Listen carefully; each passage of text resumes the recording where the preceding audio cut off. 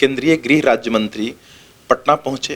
पटना पहुंचते ही शरद यादव के निधन पर उन्होंने शोक जताया और अभी रामचरितमानस के ऊपर चल रहे विवाद को लेकर के उन्होंने क्या कहा, देखिए गौर से इस वीडियो में।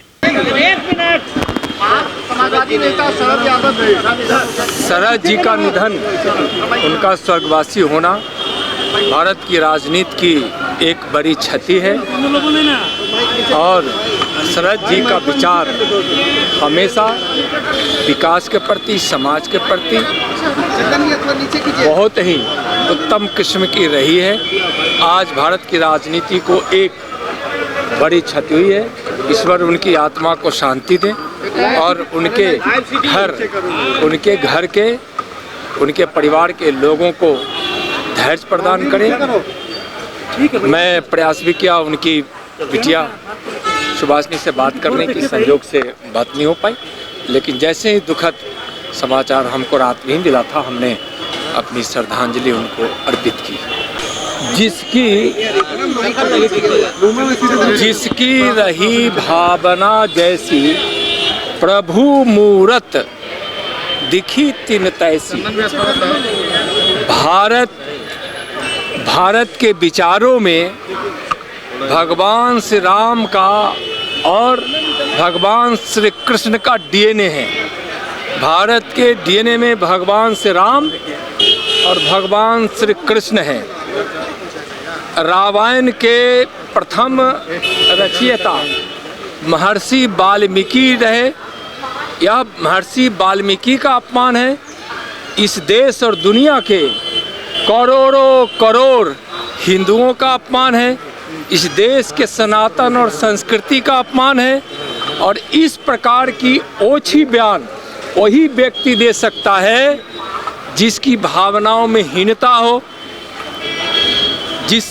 जिसमें बुद्धि की कमी हो, जिसकी बुद्धि भ्रष्ट हो गई हो। और जिस प्रकार से श्री चंद्रशेखर जी का बयान आया है वह काफ़ी निंदनीय है। भगवान श्री राम जी के द्वारा निषाद राज को अपना परम मित्र बनाना, माता सेवड़ी का जूठा बेर खाना महान आदर्श को दर्शाता है। भारत की समानता और भारत में सम्मान और मर्यादा का वह बड़ा प्रतीक है। चंद्रशेखर जी को क्या यह पता नहीं है कि जिस वाल्मीकि ने रामायण लिखा वहाँ लव और कुश जैसे वीर शिक्षा प्राप्त कर एक बड़े पुरुषार्थी बने? क्या वादा की स्थापना की? भगवान राम ने यह एक आदर्श दिया कि शासक को कैसा होना चाहिए। क्या भगवान श्री राम के तपस्वी जीवन से श्री चंद्रशेखर जी अवगत नहीं है? क्या माननीय न्यायालय के द्वारा भगवान श्री राम की जन्मभूमि अयोध्या है और इस पर अपना फैसला देना क्या यह प्रमाणित नहीं करता है कि भगवान श्री राम और रामायण कितना सत्य है? विज्ञान ने स्वीकारा है कि रामेश्वरम में अभी भी जब भगवान श्री राम के द्वारा, क्या उनको पता नहीं है कि अहिल्या का उद्धार यही हुआ था? क्या यह क्या दर्शाता है?